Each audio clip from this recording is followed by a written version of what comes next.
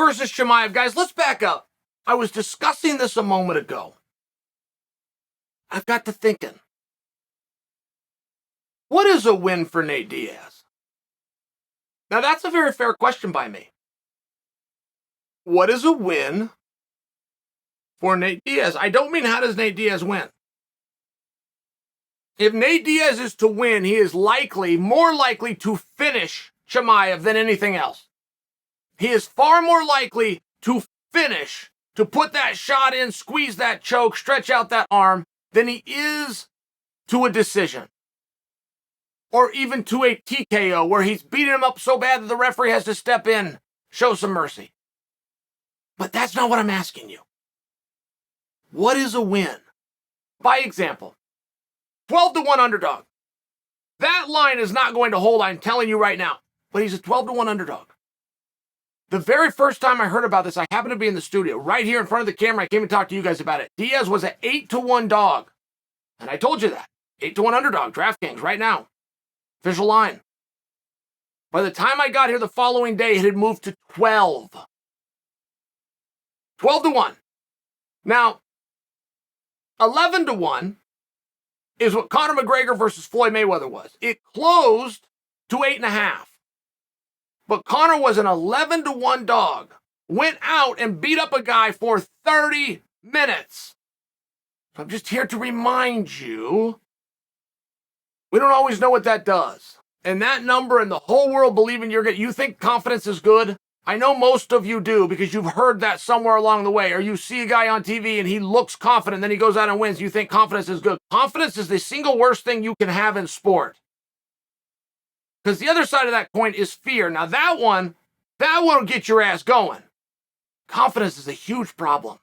And when guys come in with these just incredible favorites, Tyson versus Douglas, Ronda versus Holly, Dillashaw versus Barao,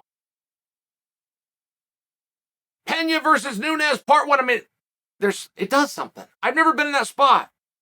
I have never been a 10-1 favorite in anything that I've ever done. But I've seen and I've observed it, and it does do something to people. When the whole world is confident in you, boy, you got a lot of pressure. I mean, you guys hear that word sometimes, but have you ever been in that spot? Do you know what pressure means? Do you know how you get it? You cannot just have pressure. Pressure comes with an expectation. The expectation comes by proving you're really good at something, and now people expect it of you. That expectation creates a pressure. When the whole world believes that you are going to mop the floor with somebody, that does something to you. I don't know what it is. I don't know because I've never been in that spot. If anybody can deal with that, it's Chimaev. I understand those things. But if anybody can deal with it, it's Floyd Mayweather. And he lost 4 of 9 completed rounds. He got his ass kicked regardless of what the crooks in the Nevada State Athletic Commission told you that night. And that's just one example that I'm turning to because I want to come back to another question. And I love the Floyd Conor. I really do love that as an example and a jumping off point. A win for Conor that night was not knocking Floyd out. It was not winning a decision. It was not getting a TKO. It was going 30 minutes. Conor won that night. He beat Floyd up repeatedly. Over and over again. He slipped outside. He landed the left hand. He got to the uppercut. He dirty boxed a little bit, but he followed the rules for the most part. Those were all wins. Those were all positive things. Floyd came out of there, whoo, thank God. Had a hard time getting a paycheck after that. He's got to go over to Japan and do the wrestling thing. These setup matches, they're calling boxing. I mean, but in all fairness, that is what happened to Floyd after that, but he won. Conor did not, or did he? Because he's the one that ended up on the Super Bowl commercials. He's the one that got asked to go start a whiskey brand. He's the one that started the pubs. He's the one that got the more fights. He's the one that sold out the more arenas. So what is a win? It's not as simple as you think. Valentina Shevchenko, until her last contest, but she has been so dominant, guys, that if you can go 5 rounds with her, you have won. You have won respect.